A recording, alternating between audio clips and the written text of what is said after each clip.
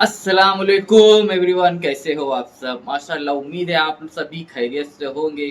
तो यार, आज बहुत ही प्यारा बयान मुफ्ती सलमान अदरी साहब का लेकर आया हूँ, जो कि आप लोगों को सुनना चाहिए। ठीक है? आज बहुत सी बुराइयां हमारे समाज में हैं।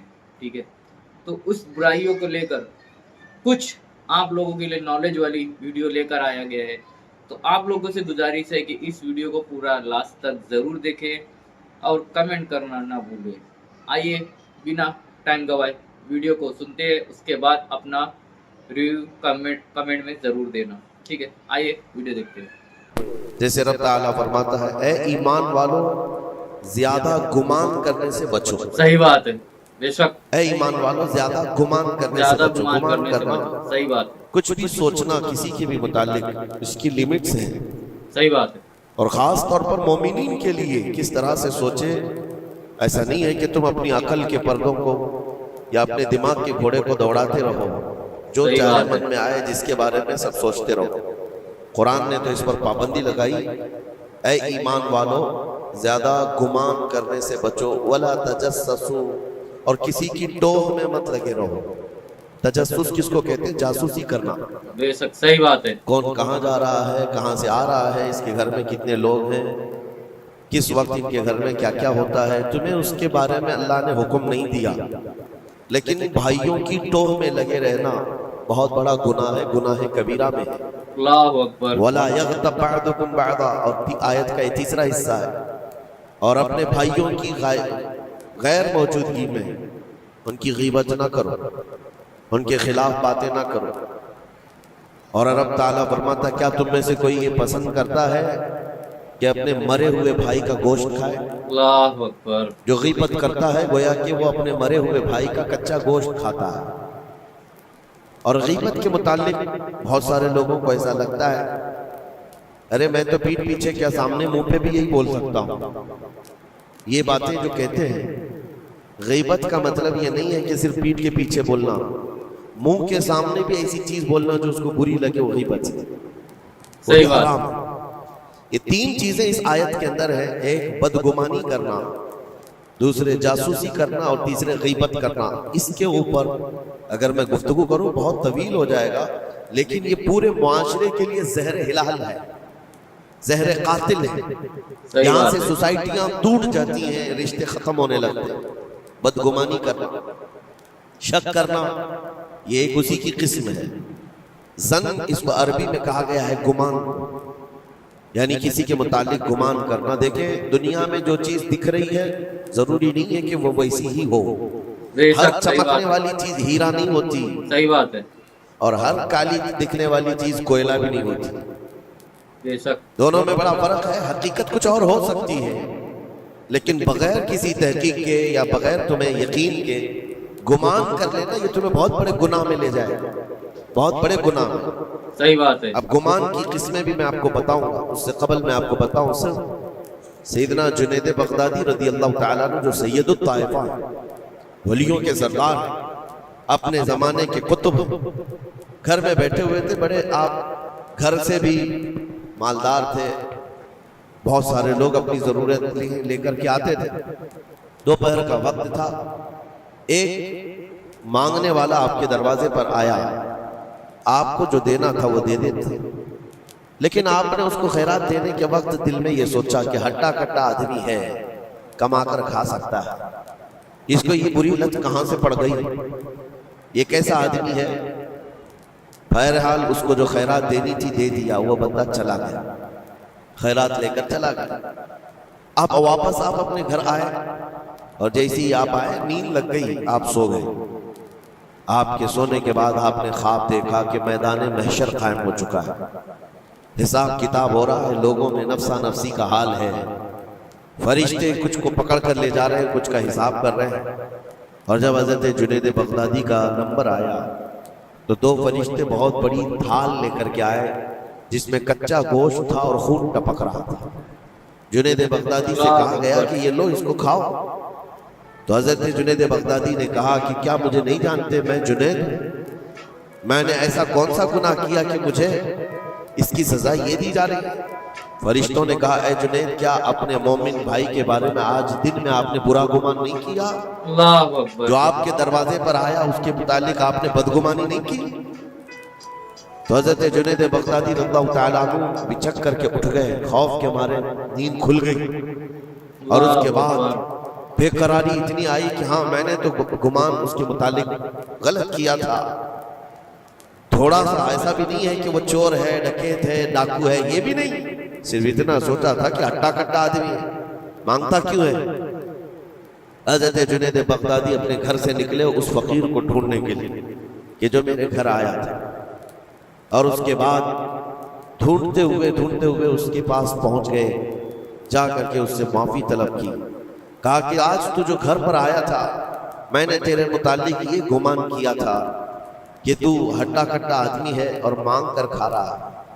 تو اس کے بعد اس شخص نے جو جواب دیا وہ حیرت میں تھا۔ میرے عزیزوں، نہ وہ فقیر تھا، نہ ہی وہ کوئی کمزور اور مجبور تھا، بلکہ اللہ کے ایک ولی تھے جو ان کے امتحان کے لیے آئے ہوئے تھے۔ سبحان اللہ۔ حضرت جنید بغدادی رضی اللہ تعالیٰ عنہ کو اس سے زیادہ مال انہوں نے لوٹایا اور کہا اے جنید تیرے مقامات کو اگر کوئی چیز ختم کرتی ہے تو مومنین کے متعلق بدگمانی کر، اگر تو آج یہاں نہ آتا تو تیرے مقامات روک دیے جاتے، آگے تم نہ معرفت و طریقت کے راستے پر بڑھ سکتے، کیونکہ یہ مرض ہے، یہ بیماری ہے، اس بیماری نے تو ہمارے معاشرے کو خراب کیا ہوا ہے۔ بدگمانی سے بچو، یہاں تک کہ لوگوں نے بہت جلدی اپنے دماغ پر یقین کر کے فیصلے بھی لے لیے ہیں۔ آپ مثال کے طور پر کسی گھر سے کوئی نکل رہا ہے اور آپ نے فوراً یہ گمان کر لیا کہ یہ اس گھر میں بدکاری کرنے کے لیے گیا تھا۔ آپ کی نیگیٹیوٹی جو ذہن میں تھی آپ نے گمان کیا اور اس پر یقین کی مہر بھی لگا دی، نہ اس سے آپ نے جا کر پوچھا کہ کون ہے، کیوں آیا تھا۔ اسی طرح کی ایک اور بات میں آپ کو بتاتا ہوں، حضرت شفیق بلخی بڑے بزرگ دریائے دجلہ کے کنارے آئے، دیکھا کہ ایک مرد، ایک نوجوان ہے، عورت کو گود میں سلایا ہوا ہے دریا کے کنارے اور شراب کی بوتل ہاتھ میں لیے بیٹھا ہے۔ اس طرح کا ماحول تو بغداد کا نہیں تھا، پردے کا ماحول تھا، اسلامی ماحول تھا، لیکن کھلے عام کوئی دریائے دجلہ کے کنارے اس طرح بیٹھے اور وہ بھی اولیاء کی نظر پڑے تو ان کے لیے تو بہت حیرت کی بات تھی۔ حضرت شفیق بلخی نے دیکھا، کہا ہائے افسوس زمانہ کہاں آ گیا، لوگ کھلے عام عورتوں کو لے کر باہر سونے میں باہر مزے کرنے لگ گئے اور کھلے عام اب شراب بھی پی جانے لگی، شراب بھی پی جا رہی ہے، خود بھی پی رہا ہے، اس عورت کو گود میں تھوڑا تھوڑا سا پلا بھی رہا ہے۔ حضرت شفیق بلخی نے کہا کہ بہت سخت حالات ہو گئے بغداد میں، اتنی عیاشیاں میں پہلی مرتبہ دیکھ رہا ہوں۔ اسی اثنا میں ایک کشتی دریائے دجلہ میں ہچکولے کھاتی ہوئی آ رہی تھی اور اس کشتی کا بیلنس بگڑا ہوا تھا، وہ آگے بڑھ نہیں پا رہی تھی، ادھر ادھر کرتے کرتے اچانک وہ کشتی پلٹ گئی، اس میں 10 لوگ سوار تھے، سب کے سب دریا میں ڈوب گئے۔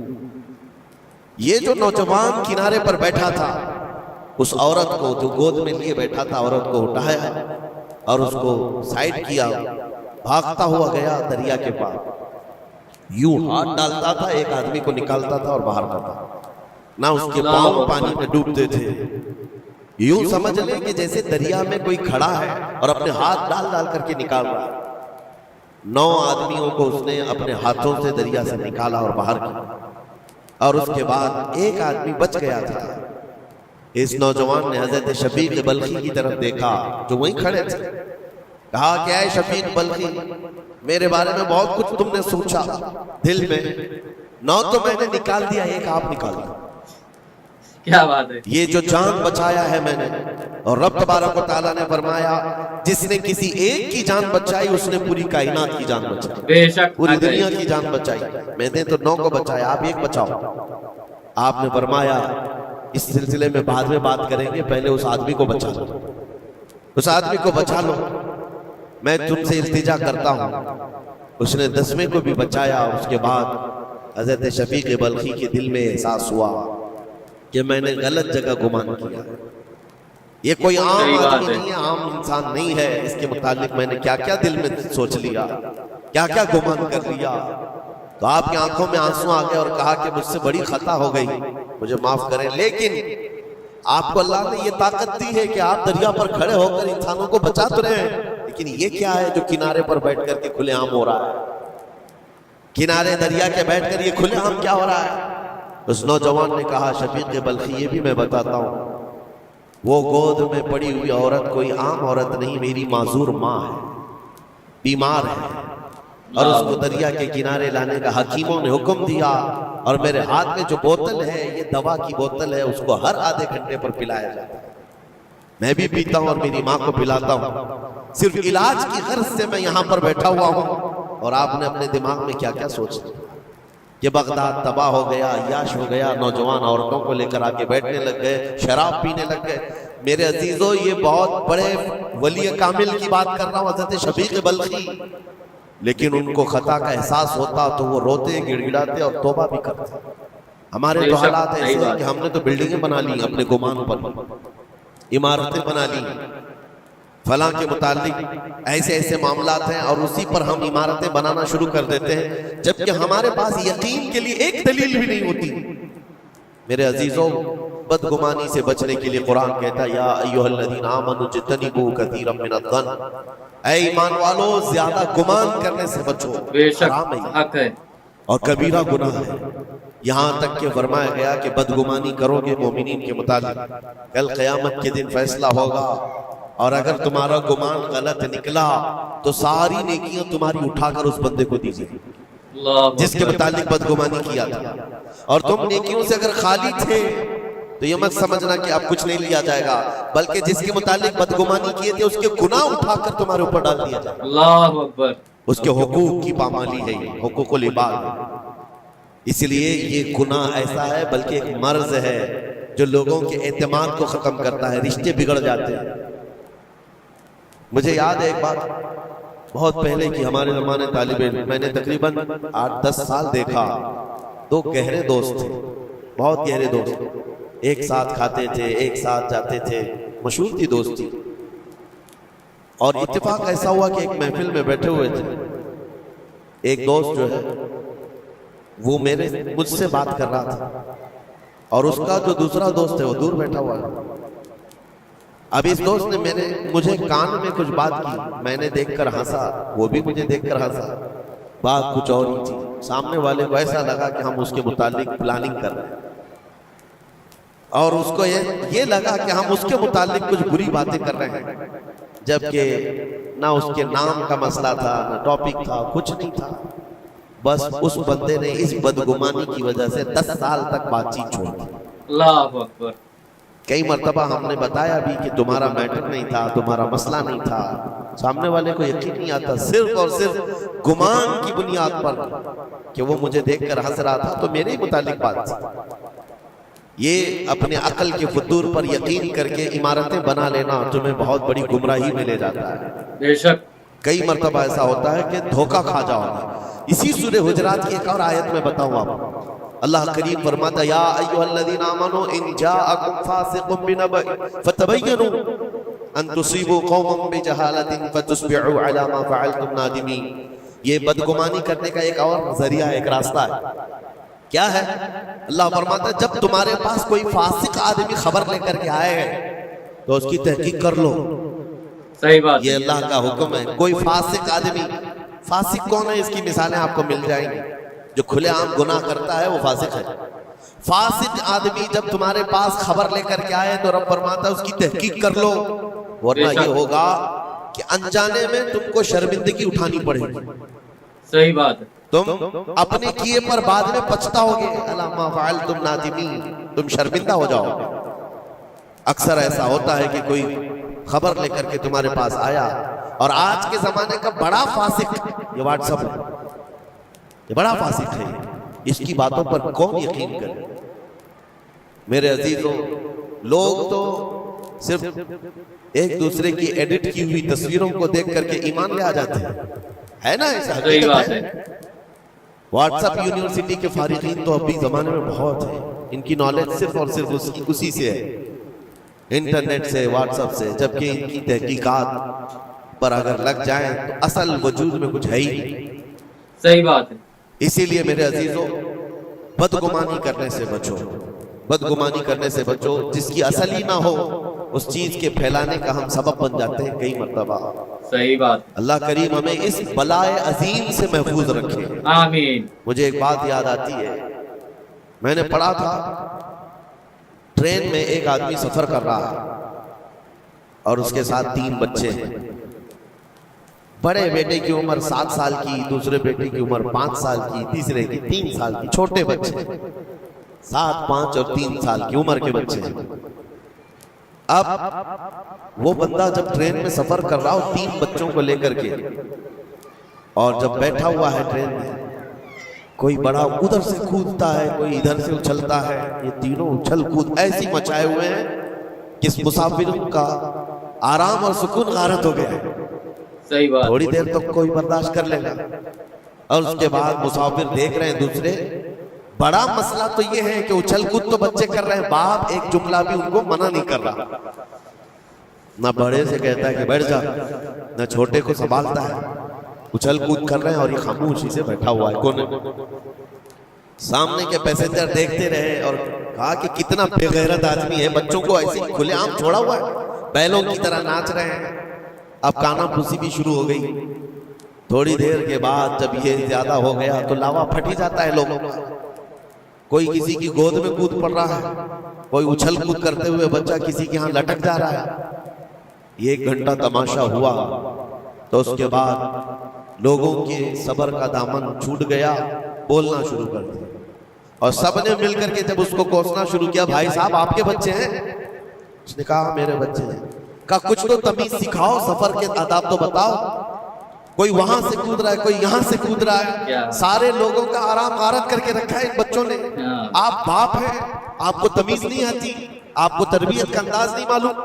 سب کی ڈانٹ ڈپٹ سنتا رہا، اور اس کے بعد تھوڑی دیر کے بعد پھررائی ہوئی آواز نکلی، اس کی درد بھری آواز نکلی۔ کہا میں ان کو تربیت اچھی طرح سے دیتا ہوں، تمیز بھی ہے سب، لیکن مسئلہ یہ ہے کہ آج ہی صبح ان کی ماں میری بیوی کا گھر میں انتقال ہو چکا ہے۔ اللہ اکبر۔ وہ میکے گئی ہوئی تھی، یہ بچے میرے پاس تھے، مجھے صبح خبر آئی ہے ان کی ماں کا اچانک دورہ پڑنے سے انتقال ہو چکا۔ میں نے ابھی تک ان بچوں کو بتایا نہیں کہ ان کی ماں کا انتقال ہوا۔ یہ جتنا اچھل کود کر رہے ہیں، کھیل رہے ہیں، ابھی گھر پہنچیں گے تو ان کی ساری خوشیاں ختم ہو جائیں گی۔ یہ اپنی ماں کی مردہ لاش کو دیکھیں گے تو سارا اچھل کود چلا جائے گا۔ اللہ اکبر۔ بس میں اس لیے ان کو اتنی دیر کے لیے چھوڑا تھا کہ جتنی دیر خوشی منا سکے منا لیں، پھر زندگی بھر ان کو ماں کو کھونے کا احساس تو ستاتا ہی رہے گا۔ اللہ اکبر۔ بس اتنا جملہ اس کا نکلا تو ہچکیاں بند گئیں، جو بغل میں موجود مسافر تھے سب کی آنکھوں میں آنسو آ گئے۔ اب کوئی بچے کو اٹھاتا چومتا تھا، کوئی اس کو گود میں اٹھا رہا ہے۔ بچوں کو خبر نہیں ہے کہ ان کی ماں کا انتقال ہوا ہے، اور یہ بندہ ان کو سفر پر لے جا رہا ہے، لیکن تھوڑی ہی دیر کے لیے دوسرے مسافروں نے کیا کیا بدگمانیاں کر لی۔ میرے عزیزوں، کس کی زندگی میں کیا چل رہا ہے آپ کو خبر نہیں ہے۔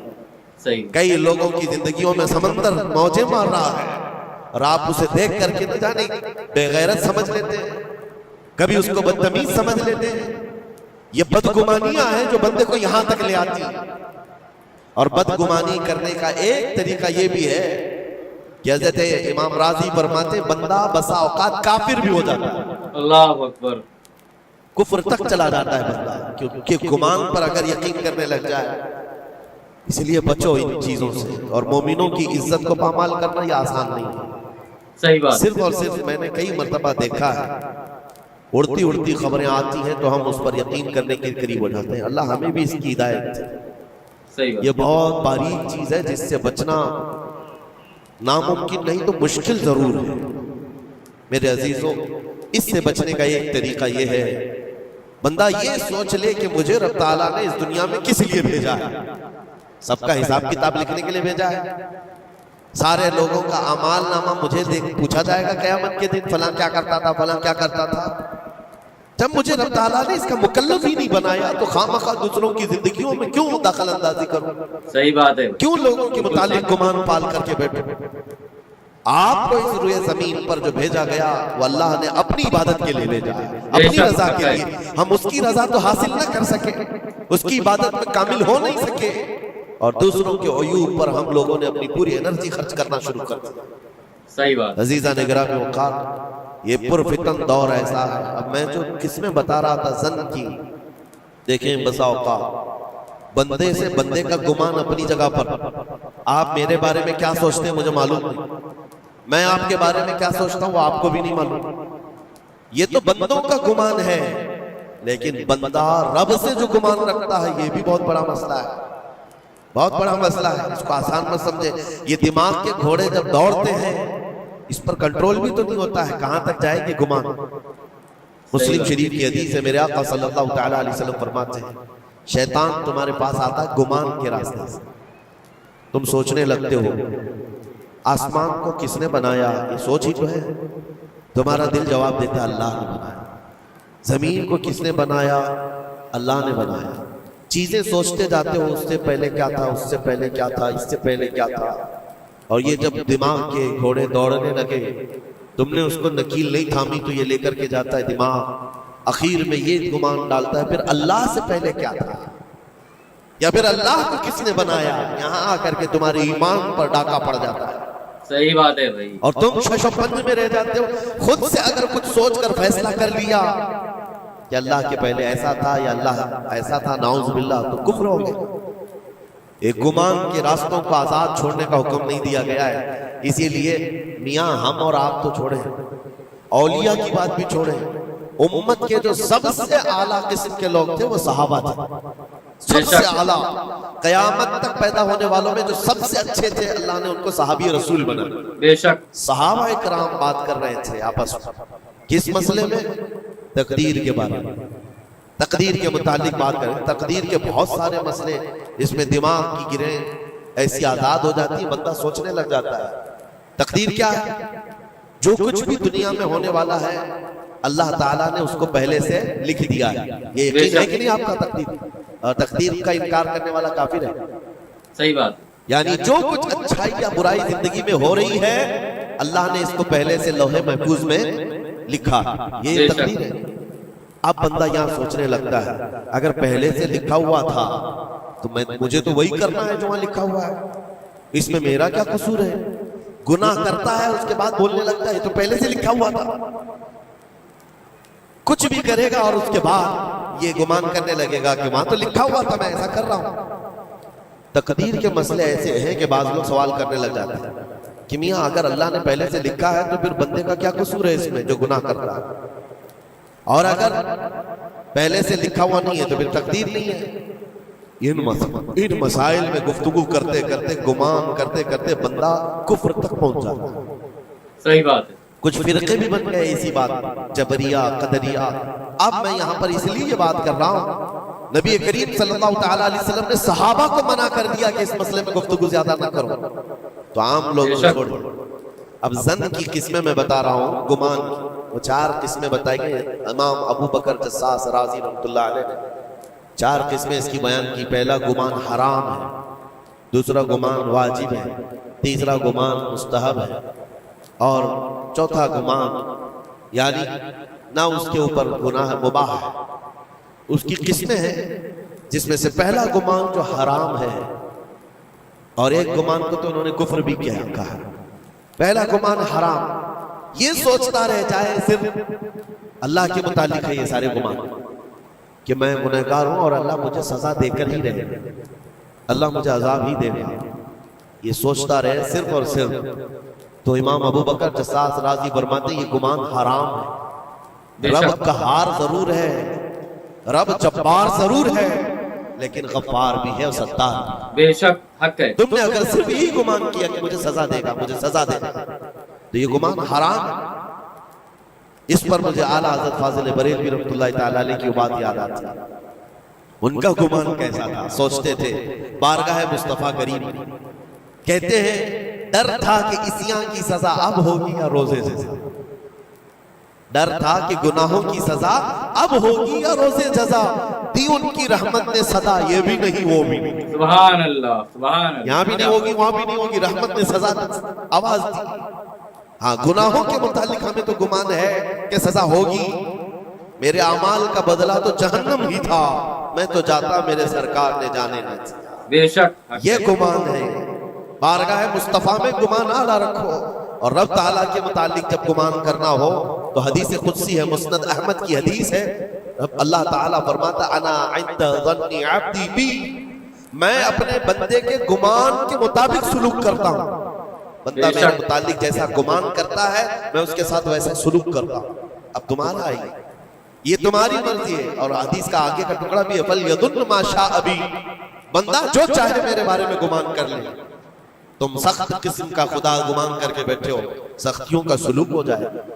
اسی لیے میں نے اس سے قبل بھی ایک بار کہا تھا، جب کسی کے گھر میں انتقال ہوتا ہے فرشتے آ جاتے ہیں، مرے ہوئے انسان کو اٹھانے سے پہلے تک وہ گھر والوں کو سب دیکھتے رہتے کون کیا کیا بول رہا، اور اس کی ساری رپورٹ لے جا کر بارگاہ رب العزت میں عرض کرتے ہیں۔ اللہ تعالیٰ پوچھتا ہے فرشتوں سے، آج اس گھر میں ایک جان کو ہم نے لیا، وہ لوگ میرے متعلق کیا گمان کر رہے تھے، کیا سوچ رہے تھے اور کیا کہہ رہے تھے؟ فرشتے کہتے ہیں اے مولا فلاں کہہ رہا تھا کہ میرے گھر پر بڑا ظلم ہو گیا، میرا عزیز بچہ لے لیا، میرے گھر پر ایسی چیز آفت آ گئی، سب باتیں۔ تو رب تبارک و تعالیٰ فرماتا ہے فرشتوں گواہ ہو جاؤ، انہوں نے جیسا میرے متعلق گمان کیا اب میں ان کے ساتھ ویسا سلوک کروں گا، اللہ دنیا میں بھی اور آخرت میں بھی۔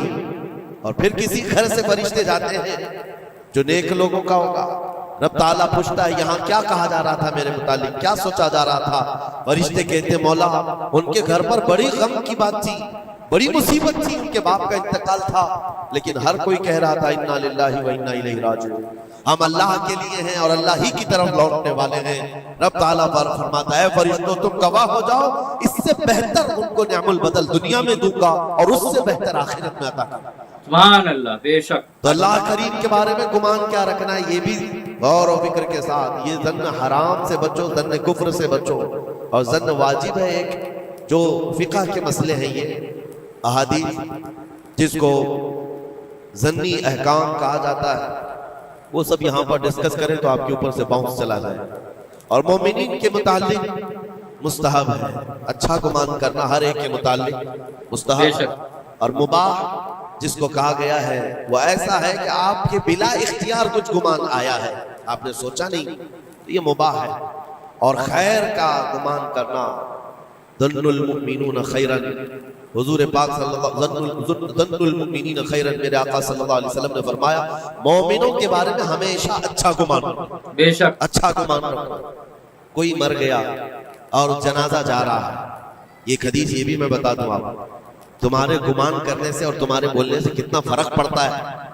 ایک جنازہ جا رہا تھا، حضور پاک صلی اللہ علیہ وسلم تھے، وہاں پر بہت سارے لوگ کھڑے تھے، اس کی تعریف کرنے لگ گئے، کیا اچھا آدمی تھا، کتنے اچھے اعمال تھے اس کے، سب کے ساتھ بھلائی کرتا تھا۔ حضور پاک نے فرمایا بچ ہے بچ، واجب ہو گئی اس پہ۔ پھر ایک جنازہ نکلا اور لوگ اس کے متعلق کہنے لگے بڑا بدکار آدمی تھا، یہ زمین کا بوجھ ہے چلا گیا، لوگوں کے ساتھ برائیاں کرتا تھا۔ حضور نے فرمایا بچ ہے بچ، واجب ہو گئی۔ صحابہ نے پوچھا دونوں پر واجب ہو گئی؟ حضور نے فرمایا پہلے پر جنت واجب ہوئی، دوسرے پر دوزخ واجب ہوئی۔ اللہ اکبر۔ تم نے جس طرح سے اس کے متعلق اپنا وہ بنایا، دماغ بنایا، مومنین جو کثیر مومنین اور یعنی صلاح و تقوی والے مومنین جس کے متعلق اچھا گمان کرے، اللہ بھی اس کے ساتھ اچھا سلوک فرماتا ہے۔ بے شک۔ اسی لیے میرے عزیزوں کیا جاتا کیا ہے اچھا گمان کرنے میں، خرچہ کون سا ہے آپ کا، پیسے کون سے لگتے ہیں آپ کے؟ صحیح بات ہے۔ جو قبرستانوں میں سوئے ہوئے ان کے بارے میں اچھا گمان کرو کہ جو کچھ بھی تھے انجانے میں ان سے خطائیں ہوئی ہوں گی، لیکن وہ رب تعالیٰ کی رحمت سے مایوس نہیں تھے، مولا انہیں معاف کرے گا۔ بے شک۔ یہ اتنا گمان کرنے میں تمہارا کیا جا رہا ہے؟ آج کے اس پرفتن دور میں ایسے بدمعاش قسم کے اور ایسے فتین لوگ بھی آئے ہوئے ہیں جو تمہیں اولیاء سے بھی بدگمان کر رہے ہیں، صحابہ سے بھی بدگمان کر رہے ہیں۔ آج دیکھتے نہیں سوشل میڈیا پر کوئی حضرت امیر معاویہ پہ بھونک رہا، کوئی خارجی کتا مولا علی پہ بھونک رہا، کوئی سیدہ فاطمہ الزہرا حسنین کریمین کے بارے میں بات کرنے لگ گیا ہے۔ نہ تمہارا زمانہ ہے، نہ تم نے ان کو دیکھا ہے، صرف اڑتی ہوئی خبریں آئی تو تم نے یہاں سے گمان بنا لیا، فلاں باغی تھا، فلاں حد سے زیادہ کرنے والا تھا، نعوذ باللہ۔ یہ صحابہ کے بارے میں باتیں ہو رہی ہیں۔ اولیاء کرام کے بارے میں دھڑلے سے بات کی جاتی ہے، وہ ایسے تھے، انہوں نے ایسا کیا، انہوں نے ویسا کیا۔ معاذ اللہ، جس وقت تمہاری پکڑ ہوگی تمہیں دلیل دینی پڑے گی، بے شک کہا جائے گا ہاتھو برہانکم ان کنتم صادقین، اگر تم سچے ہو تو دلیل لاؤ، جو کچھ تم نے سوچا یہ بندہ ویسا تھا ثابت کرو، ثابت کر سکو گے؟ صاحب معاملہ تب کبھی تم سے ملا ہی نہیں، تم نے پہاڑ بنا رکھا ہے، اپنی نیکیوں کو غارت کرنے سے بچائیں۔ پھر قرآن کی آیت پڑھتا ہوں، اے ایمان والو کثیر گمان کرنے سے بچو۔ اس کے دو حصوں پر تو میں نے بات ہی نہیں کیا، ولا تجسسو، جاسوسی مت کرو۔ یہ جو ٹپر بنے ہوئے گھومتے ہیں، مومنین کی خبریں پولیس والوں کو دینا، حکومت کے عہدیداروں کو پہنچانا، اس کو تو آج سمجھتے پیشہ ہے۔ یہ 500 کی نوٹ ملتی ہوگی، اس کی مثال ایسی ہے کسی کتے کو ہڈی ڈالی جا رہی ہے اور وہ ان کے پیچھے تم ہلاتے ہوئے بھاگ رہا، تمہیں پتا بھی ہے کتنا بڑا گناہ ہے، یہ کتنا بڑا گناہ ہے۔ صحیح بات ہے۔ ارے تم ہے، لعنت ہے ایسی زندگیوں پر۔ تم کو زندگی اس لیے ملی کہ تم مومنین کی اور مسلمانوں کی خبرگیری کرو اور یہاں کی جاسوسی لے جا کر کفار کو دو۔ کل قیامت کے دن کیا جواب دو گے رب تعالیٰ کے بعد؟ رب تبارک و تعالیٰ کے ان بندوں کے متعلق جو اسے اللہ پکارتے ہیں، تم ان کی خبریں لے جا کر ان کفار و مشرکین کو دینا چاہتے ہو جو ہماری جان کے پیاسے ہیں۔ مسلمانوں میں سے اگر کوئی ہے تو وہ باز آ جائے، توبہ کر۔ اتنا خطرناک گناہ ہے کہ مرنے کے بعد قبر میں اس کا چہرہ قبلے سے بدل دیا جائے۔ اللہ اکبر۔ کب قبلہ سے بدل دیا جائے گا اس کا چہرہ، اس کو قبلے کی طرف رکھنے نہیں دیا جائے گا۔ عزیزان گرامی اوقات، اللہ کریم ایسی بری نوبتوں سے ہمیں محفوظ فرما، آمین ایسی بری ڈیوٹی سے اللہ محفوظ فرما۔ آمین۔ کریم خدا ارحم الراحمین کی بارگاہ میں دعا ہے کہ ہمیں ہماری عقل پر کنٹرول کی توفیق دے آمین اور ہمیں مومنین کے متعلق حسن ظن کی توفیق عطا فرما۔ آمین بدگمانی سے کیے ہوئے گناہوں سے مولا ہم کو معاف فرما۔ آمین۔ رب تبارک و تعالی ہماری گمان سے مومنین کا کسی کا دل دکھا ہو، ہم تیرے بارگاہ میں سچی توبہ کرتے ہیں، مولا ہمیں معاف فرما۔ آمین۔ وصلی اللہ تعالی علی خیر خلق محمد وآلہ وآصحابہ اجمعین برحمت۔ ماشاءاللہ، آپ لوگوں نے سنا، بدگمانی سے بچو، مفتی صاحب نے بہت صحیح کہا۔ آج کتنے ٹیپر ہے بھائی، کتنے خبری ہے جس سے لوگ پریشان بھی۔ اللہ کے واسطے زیادہ سے زیادہ اس ویڈیو کو شیئر کریں۔ جو ایسی حرکت کر رہے، کسی کے بارے میں برا سوچ رہے، کسی کا برا کرنا چاہ رہے، تو ایسے لوگوں تک کہ اس ویڈیو کو پہنچاؤ تاکہ سنے اور سمجھ میں بھی آئے کہ بھائی کتنا بڑا گناہ ہے، ہم جو کر رہے کیا ہے۔ ٹھیک ہے، اگر ویڈیو اچھی لگے تو کمنٹ کریں، شیئر کریں، لوگوں تک شیئر ضرور کر دینا تاکہ آج کے جو ماحول ہے اس سے خود تو سدھار پیدا ہو ہمارے معاشرے کا۔ تو ملتے ہیں اگلے ویڈیو میں، تب تک کے لیے اللہ حافظ۔